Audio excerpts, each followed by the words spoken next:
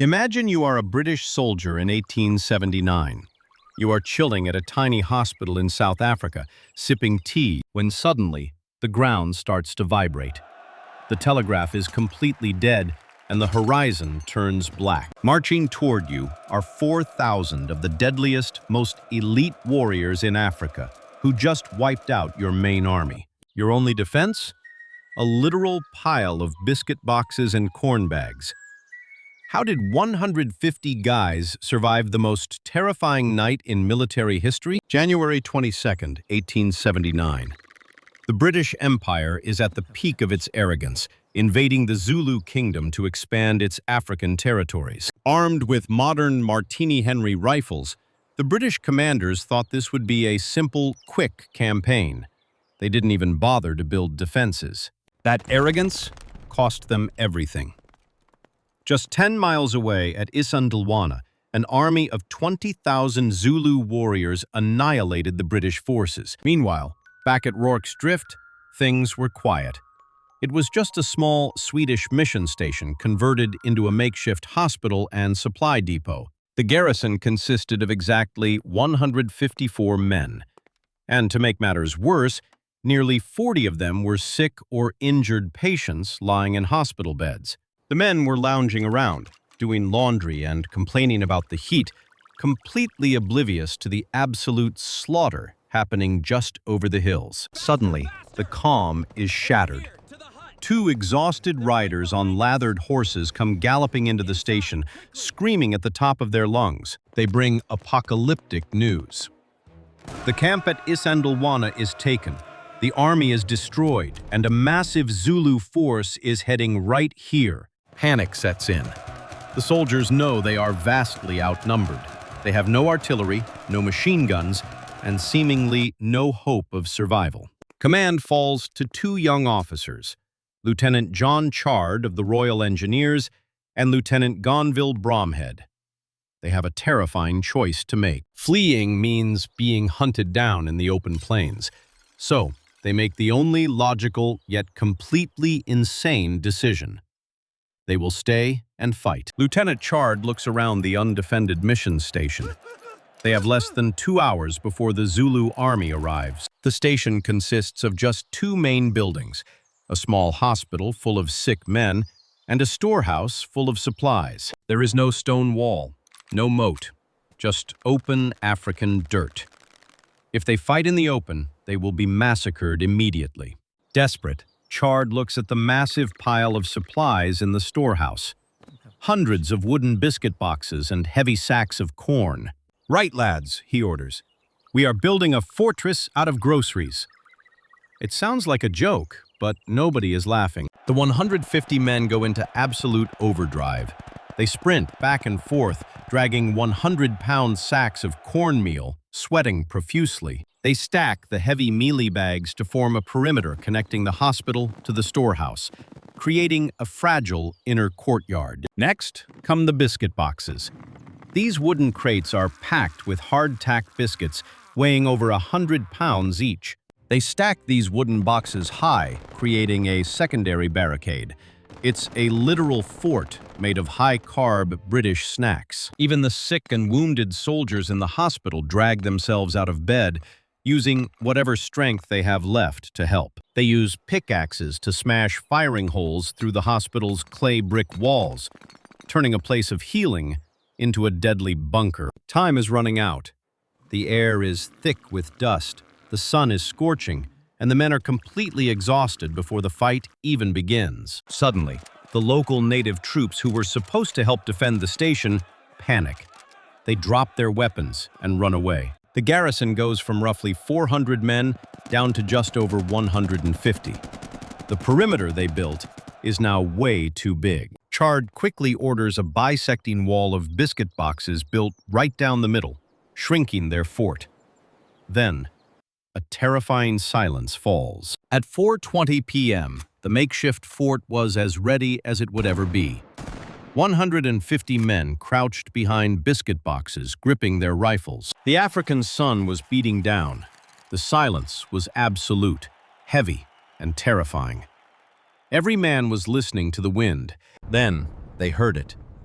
Not a war cry at first, but a low, rhythmic vibration, like a distant steam train approaching. It was the sound of thousands of bare feet hitting the dirt, accompanied by the chilling, rhythmic tapping of spears against cowhide shields. The Zulu war chant grew louder, a deep, guttural roar that echoed across the valley, shaking the British soldiers to their core. Suddenly, cresting over the nearby Oscarberg Hill, they appeared, a dark, endless wave pouring over the ridge. This wasn't just a disorganized mob.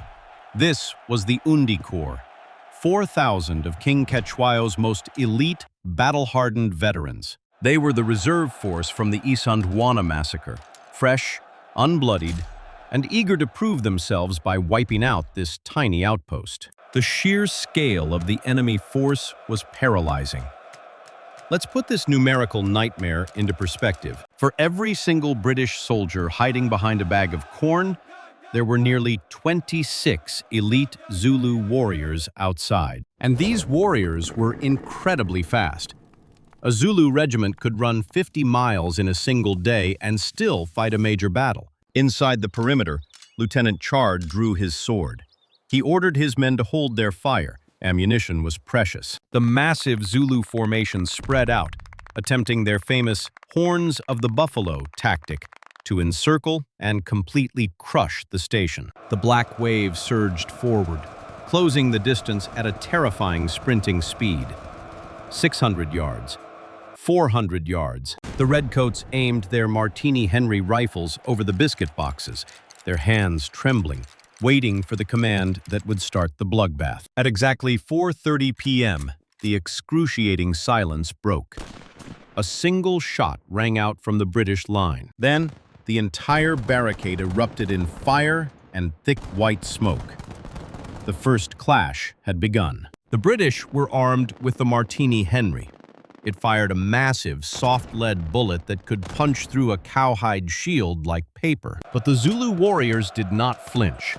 They simply stepped over discarded shields and continued their terrifying sprint. They were armed with the Ikuwa, a devastating short spear designed for close-quarters stabbing. Within minutes, the black wave crashed physically against the biscuit boxes. The fighting became face-to-face. It was a brutal test of strength. British bayonets thrusting forward, met by Zulu shields and spears. The Zulus had a brilliant tactic. They would use their thick shields to hook a British bayonet and pull the weapon. Once the soldier was pulled off balance, another warrior would strike over the boxes. To survive, the Redcoats had to maintain absolute mechanical discipline.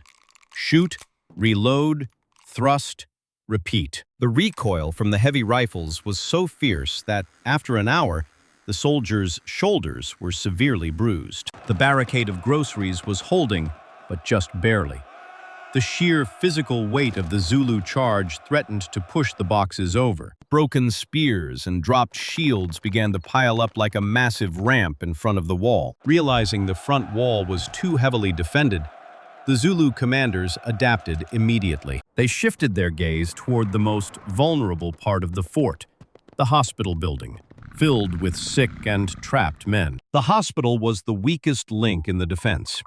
It had a highly flammable thatched roof, and the Zulu commanders knew it. Flaming spears suddenly rained down from the sky, embedding themselves deep into the dry straw of the roof. Within moments, the roof was completely engulfed in raging fire. The hospital was quickly becoming a burning oven. Inside, a handful of healthy soldiers were desperately trying to protect the bedridden patients from the encroaching flames. Outside, Zulu warriors battered down the heavy wooden doors and smashed through the small windows, pouring into the outer rooms. The Redcoats fought them off at point-blank range, room by bloody room, blinded by thick, choking smoke. But the fire was spreading fast, and the burning roof was beginning to collapse. They were completely trapped. The only way out was through the internal clay walls. Once again, they grabbed their heavy iron pickaxes. While one soldier furiously hacked at the wall, another stood at the doorway, holding back the Zulu warriors with just a bayonet. As soon as a hole was big enough, They dragged the sick and wounded patients through the dusty rubble into the next room. This terrifying process repeated again and again. Fight, dig, drag, retreat. It was a deadly maze of fire and clay. The heat inside was unbearable. The soldiers' uniforms were scorched, and their faces were entirely blackened with thick soot. Yet, by a miracle of pure willpower and mechanical discipline, they managed to evacuate almost every single patient. They burst out of the final window, coughing and stumbling, dragging themselves into the safety of the inner biscuit box barricade. Just as the last man escaped, the hospital roof finally caved in with a massive, fiery explosion, leaving nothing but a burning shell. Night had officially fallen, but the battlefield was far from dark. The blazing ruins of the hospital illuminated the entire station. The remaining British soldiers were now squeezed into a tiny secondary perimeter made of biscuit boxes and mealie bags. This was the final stand. The Zulu warriors launched wave after wave of attacks out of the pitch-black darkness. But the roaring hospital fire actually gave the British a massive advantage. It acted like a giant spotlight. As the Zulus charged, their silhouettes were perfectly backlit against the flames, making them easy targets for the Redcoats. The Martini Henry rifles fired so continuously that the gun barrels became dangerously glowing hot. Soldiers had to wrap scraps of cloth or leather around their rifles just to hold them without burning their own hands. The Zulus pushed so close they grabbed the glowing hot rifle barrels, trying to wrestle the weapons away. Hand-to-hand combat was brutal and relentless.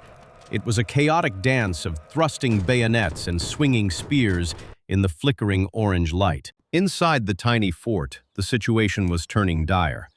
The men were fighting for their lives, but they had a new enemy: thirst. The intense heat from the fire, combined with the choking black smoke and non-stop fighting, left the soldiers severely dehydrated. The water cart was completely exposed in the middle of the yard, constantly under a hail of Zulu-thrown spears and stray bullets. A few incredibly brave soldiers crawled on their bellies through the dirt, risking death to bring back a single bucket of water. They passed a tin cup along the firing line. One sip of dirty water was enough to keep a man fighting for another hour. The attacks didn't stop. 10 p.m., midnight, 2 a.m. The ring of fire raged on, and the ammunition was slowly running out. By 2 a.m., the blazing fire of the hospital finally began to die down, leaving only glowing red embers. As the light faded, the pitch-black darkness returned, making the Zulu attacks even more terrifying and unpredictable.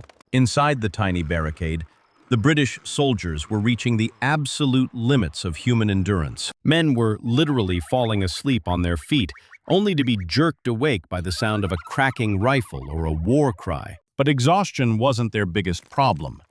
It was the horrifying realization that their ammunition was almost gone. Soldiers frantically dug their hands into empty leather pouches, scraping for the last few heavy brass cartridges. Lieutenant Chard knew they couldn't hold the main wall much longer. He ordered his men to pull back once more. They retreated into a tiny, reinforced stone cattle pen called a kraal, building their final redoubt. This was it. There was nowhere left to run. They fixed their bayonets, preparing for a brutal, hand-to-hand fight to the death. Outside, the Zulu warriors were also suffering. They had been marching and fighting non-stop for nearly 2 days. Even elite warriors have physical limits. The furious wave of attacks began to lose its terrifying momentum. At 4 a.m., a strange, uneasy silence fell over the station. The deafening war chants slowly faded away. The Redcoats gripped their rifles, straining their bloodshot eyes into the darkness, expecting a final, massive ambush. But nothing came. Only the sound of the African wind and the faint groans of the wounded. Slowly, agonizingly, the pitch-black sky began to turn a faint shade of gray. Dawn was finally breaking. As the sun peeked over the African horizon, Its golden light revealed the absolute devastation of Rorke's drift. The exhausted redcoats slowly stood up from behind their biscuit boxes, their hands still shaking, expecting another charge. But to their absolute disbelief, the massive Zulu army was gone. The battlefield was completely empty of standing enemies. In the distance, a retreating column of Zulu warriors paused on a hill, raising their spears in a silent salute of respect before disappearing. The 150 British defenders had survived the impossible night, but the cost was heavy. 17 redcoats had lost their lives. For the Zulus, the toll was catastrophic. Hundreds of abandoned shields and broken spears littered the ground around the tiny fort. Suddenly, a cloud of dust appeared on the horizon. The redcoats gripped their remaining bullets, fearing the worst. But as the figures grew closer, the defenders saw the redcoats and white helmets. It was Lord Chelmsford's relief column. The arriving British troops, fresh from the horrific defeat at Isandlwana, were stunned to find anyone at Rorke's Drift still breathing. They found a group of soot-covered, heavily bruised men, proudly standing in a ruined fort made entirely of groceries. Back in London, the British Empire desperately needed a heroic story to distract the public from the humiliating disaster at Isandlwana. Rorke's Drift became that legend. Queen Victoria awarded 11 Victoria Crosses to the defenders, the most ever given for a single battle. Lieutenants Chard and Bromhead, who just a day earlier were obscure engineers, became national icons overnight. It remains one of history's greatest last stands, a testament to extreme discipline, sheer willpower, and the tactical superiority of biscuit boxes. Thanks for watching Crown and Colony. If you enjoyed this historical survival story, hit subscribe, and we will see you in the next one.